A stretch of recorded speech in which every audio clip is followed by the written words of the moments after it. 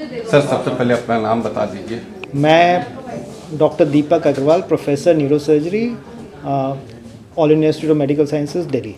Sir क्या कहेंगे gamma knife आज का जो प्रेस कॉन्फ्रेंस था किस बात को लेकर?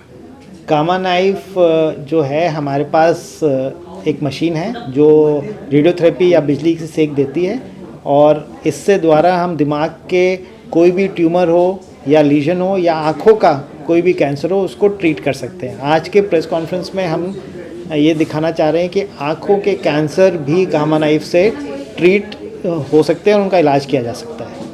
गामा नाइफ क्या चीज़ है सर, क्या है और किस तरीके से कितने मरीज अभी तक कर चुके हैं? देखिए, गामा नाइफ एक स्पेशल तरह की रेडियोथेरेपी मशीन है जिसे स्टीरियोटैक्टिक रेडियो सर्जरी कहते हैं। और नाइफ जो है गामा नाइफ का, उसका सिर्फ ये मतलब है कि ये बहुत ही एक प्रिसाइज टेक्निक है। इसका कोई चीरा या कोई भी ऑपरेशन नहीं होता, ये नॉन इन्वेजिव तरीका है और एक ही दिन में मरीज़ जो सुबह आता है दोपहर तक और उसका सब ट्रीटमेंट होके गामा नाइफ होके वो घर को भी जा सकता है। ये सबसे बड़ा फ़ायदा है।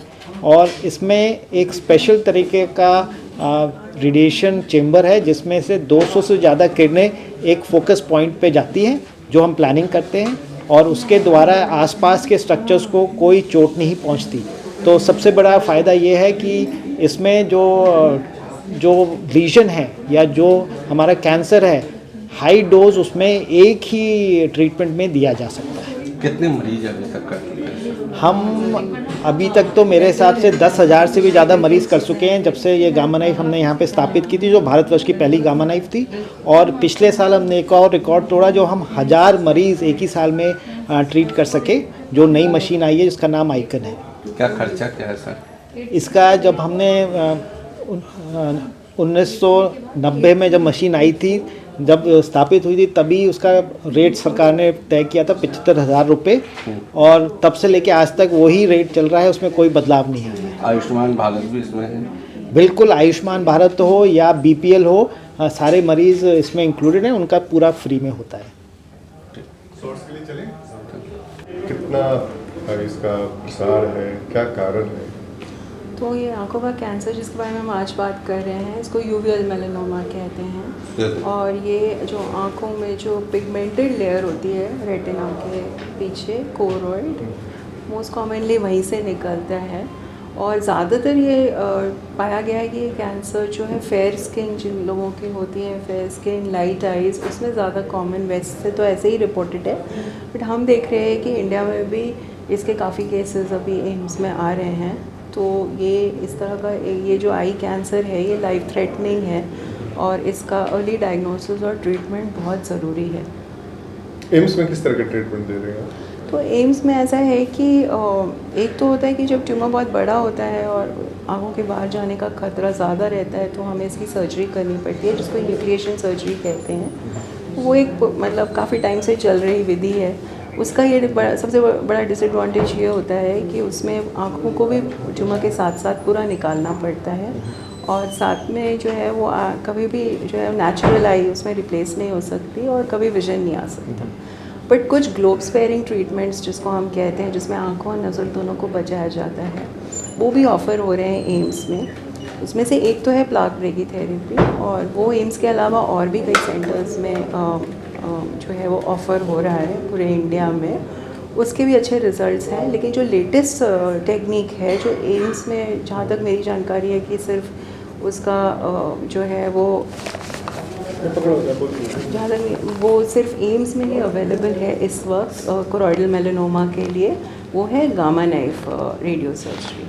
और ये गामा नाइफ रेडियो सर्जरी का ये एडवांटेज है कि एक तो हम आँखों को बचा सकते हैं, नज़र भी बचाने की कोशिश कर सकते हैं। और कुछ ऐसे ट्यूमर्स होते हैं जो कि प्लाक ब्रेकीथेरेपी के लिए सूटेबल नहीं होते हैं, जैसे थोड़े बड़े ट्यूमर्स हुए या फिर ऑप्टिक नर्व के बहुत पास हुए, तो उन ट्यूमर्स में हम प्लाक ब्रेकीथेरेपी नहीं कर सकते, तो उसमें हम गामा नाइफ रेडियो सर्जरी करते हैं। और ये बहुत ही एक प्रिसाइज टेक्नोलॉजी है जिसमें रेडिएशन द्वारा जो है वो ट्यूमर सेल्स को किल कर दिया जाता है।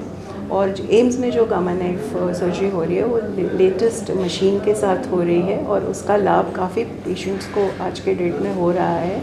कुछ जिनको आयुष्मान भारत की स्कीम के द्वारा फ्री ट्रीटमेंट भी मिला है और इसके रिज़ल्ट्स अभी पीछे मतलब 2 साल से हमने ये नई सर्जरी स्टार्ट की है तो काफ़ी इनकरेजिंग रिज़ल्ट्स हमें मिले हैं। तो मुझे लग रहा है कि ये काफ़ी एक प्रॉमिसिंग टेक्निक है कोरोइडल मेलानोमा के ट्रीटमेंट के। अच्छा मैम, कितने केस आप लोगों ने ट्रीट किए, कितने केस आते हैं और क्या सिम्टम है, क्या लोगों को पता है? हाँ, तो इसके जो है ना ये एडल्ट्स का ट्यूमर माना जाता है। वो वेस्ट में तो देखा गया है कि ज़्यादातर जो एज है मोस्ट कॉमन एज प्रेजेंटेशन की वो 60s में है, 60-65 के आसपास। लेकिन हमारी जो अपने एक्सपीरियंस है, जो हमारी सीरीज़ है उसमें हमने देखा है कि अर्ली प्रेजेंटेशन है कंपेयर टू वेस्ट। 40s में मोस्टली पेशेंट होते हैं, 40s, late 40s, early 50s में भी कई बार जो हमारे पास आते हैं। जहाँ तक सिम्टम्स की बात है तो ये ऐसा एक ट्यूमर है जो कोरॉइड से ग्रो करता है, जैसा मैंने बताया। तो अगर तो ये मैक्युलर एरिया में या मतलब आई के सबसे सेंसिटिव एरिया में ग्रो कर रहा है तब तो विजन ड्रॉप एक मेजर सिम्टम होता है कि कम नज़र आना। लेकिन कभी कभी ये ट्यूमर जो है वो दूसरे जैसे पेरिफेरल एरिया में है तो कई बार ये रूटीन एग्जामिनेशन में मान लीजिए आप आँख चेकअप के लिए आए, किसी और कारण से आए तो उसी में पता चला कि इसमें यही है। तो ऐसे भी कई बार केसेस डायग्नोस होते हैं। ये गोरे लोगों को भी ज़्यादा होते हैं? गोरे लोगों में ज़्यादा होता है, मतलब क्योंकि white skin, fair skin, light eyes और आँखों में जैसे एक नीवस या तिल होना, ये सब एक प्रीडिस्पोजिंग फैक्टर्स माने जाते हैं। और एनवायरनमेंट में भी यूवी रेडिएशन एक रिस्क फैक्टर माना गया है।